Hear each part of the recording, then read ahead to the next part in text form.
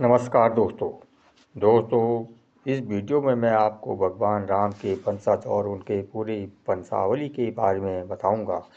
भगवान श्री राम सूर्यवंशी सौर वंश से थे और सौर वंश के अंतिम महान राजा थे। उन्होंने कितने समय तक शासन किया? क्या भगवान बुद्ध भगवान राम के वंशज थे? ऐसे ही रोचक तथ्य जानने के लिए इस वीडियो को अंत तक अवश्य देखें। इस वीडियो में प्रस्तुत सभी जानकारी वाल्मीकि रामायण, विष्णु पुराण, हरिवंश पुराण, अग्नि पुराण और श्रीमद् भागवत महापुराण जैसे धार्मिक ग्रंथों से ली गई है। तो बिना किसी देरी के चलिए शुरू करते हैं। इस वीडियो को लाइक करें और चैनल को सब्सक्राइब करना ना भूलें।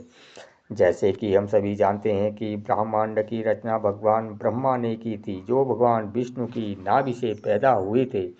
सबसे पहले ब्रह्मा ने अपने 10 मानस पुत्रों को जन्म दिया, जिसमें से एक मारीच थे। मारीच के पुत्र का नाम कश्यप था, जिन्हें मानव जाति का पिता माना जाता है। कश्यप और उनकी पत्नी अदिति के पुत्र का नाम विश्वना था, जिन्हें सूर्यदेव के नाम से भी जाना जाता है।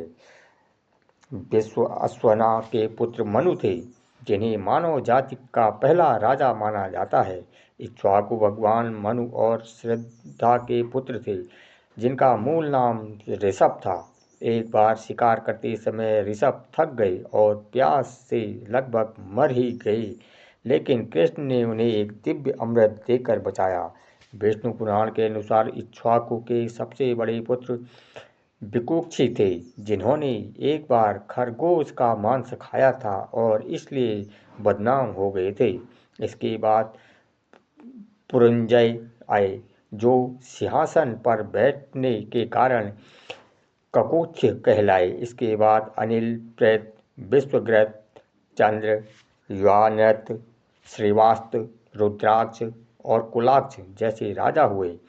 उनमें से एक का बेटा अशोक कुमार था, जिसे कुमार भी कहा जाता है।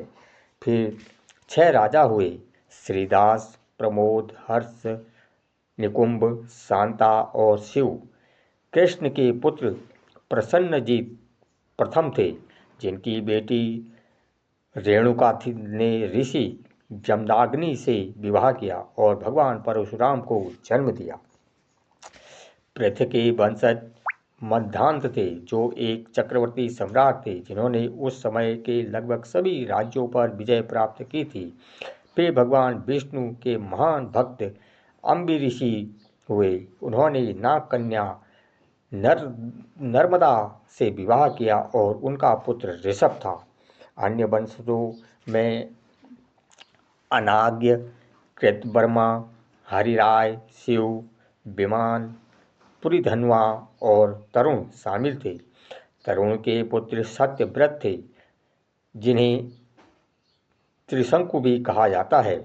वह अपने नाश्वर शरीर में स्वर्ग जाने की इच्छा रखते थे, जो प्राकृतिक नियमों के विरुद्ध था। ऋषि वशिष्ठ ने उनकी इच्छा को अस्वीकार कर दिया, लेकिन ऋषि विश्वामित्र ने, जिन्होंने वशिष्ठ का विरोध किया, त्रिशंकु ने के लिए एक अलग स्वर्ग बनाया।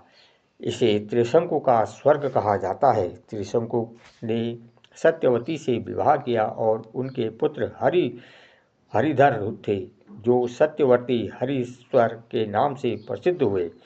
उनके वंशज हरित, चुंचु, विजया, रुक और बाबू थे।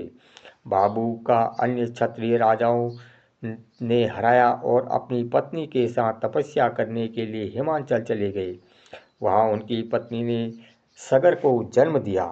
राजा सगर ने अयोध्या को फिर से बसाया और अश्वमेध यज्ञ किया। यज्ञ के दौरान इंद्र ने बलि का घोड़ा चुरा लिया।